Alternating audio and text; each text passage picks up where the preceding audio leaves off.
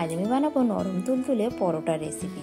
তো চলুন কী কী লাগছে দেখে নিই। এখানে লাগছে ময়দা, এখানে আমি 800 গ্রাম ময়দা নিয়েছি নুন, 2 চামচ চিনি আর সাদা তেল দিয়ে ভালো করে ময়দাটাকে আমি মেখে 1 ঘন্টার জন্য রেস্টে রেখে দেবো।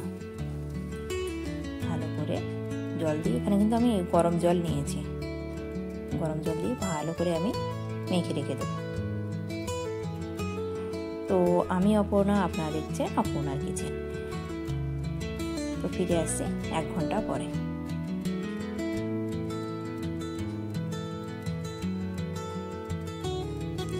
দেখুন 1 ঘন্টা পরে ফিরে এসেছি। এবার আমি এখান থেকে ডো থেকে ছোট ছোট লেচি করে নেব। ছোট ছোট লেচি করে নিয়েছি। এবার আমি বেলে দেখাবো আপনাদের যে কী করে 3 কোনা পরোটা বানাতে হয়। তো এখানে প্রথমে একটা গোল গোল, এখানে আমি গোল গোল এরকমভাবে রুটি বানিয়ে নেব। এরকমভাবে আস্তে আস্তে বেলে নেবো। বেলে এখানে 3 কোনা আমি শেপ দিয়ে দেবো। এভাবে নিয়ে ভাঁজ করে নেব। 2 বার ভাঁজ করলে 3 কোনা শেপের হয়ে যাবে। হয়ে গেলে এগুলো আমি এভাবে বেলে নিচ্ছি।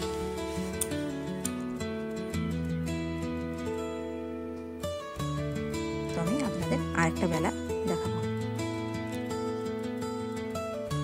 এবার গোল গোল রুটি করে নেবো। রুটি করে বেলে নেবো। 2 বার ভাঁজ করবেন, তখন 3 কোনা টাইপের রুটি হয়ে যাবে। তখন পরোটার শেপ হয়ে যাবে। এগুলো আমি এভাবে একে একে সমস্ত পরোটা আমি লেচি বানিয়ে নেব। তো এখানে চাটু বসিয়ে দিলাম। চাটুতে দিয়ে দিলাম সাদা তেল। সাদা তেল দিয়ে আমি একটা একটা করে পরোটা এখানে ভেজে নেব। তো এভাবে আমি একে একে সমস্ত পরোটা আপনাদের ভেজে দেখাবো।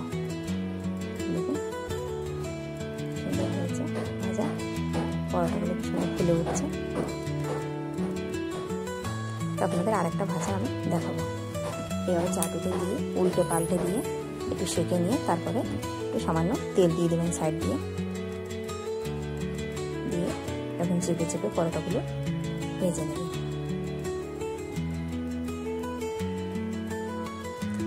তো আশা করি রেসিপিটি ভালো লাগবে। ভালো লাগলে লাইক কমেন্ট শেয়ার করবেন। তো এভাবে কিন্তু আমি সমস্ত পরোটা আমি আপনাদের ভেজে দেখাবো।